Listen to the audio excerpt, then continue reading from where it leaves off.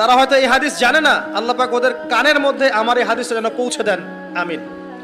নবী সাল্লাল্লাহু আলাইহি ওয়াসাল্লাম বলেছেন, আমি মেরাজের রাতে যখন গিয়েছি তখন এক শ্রেণীর মানুষকে দেখেছি, ওদেরকে শাস্তি দেয়া হচ্ছে। কি শাস্তি?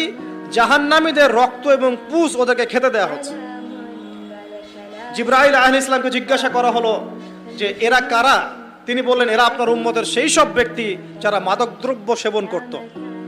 আল্লাহ রাব্বুল আলামিন তার হাবিবের মাধ্যমে জানিয়েছেন, যখন কোনো মুসলিম মাদক সেবন করে বা কোনো ব্যক্তি মাদক সেবন করে তখন 40 দিন তার নামাজ কবুল হয় না।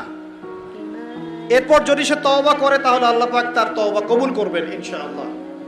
যদি সে আবারও মাদক খায় তওবা করার পর, আবার 40 দিন তার নামাজ কবুল হবে না। যদি সে আবার তওবা করে আল্লাহ পাক আবার তাকে মাফ করে দিবেন।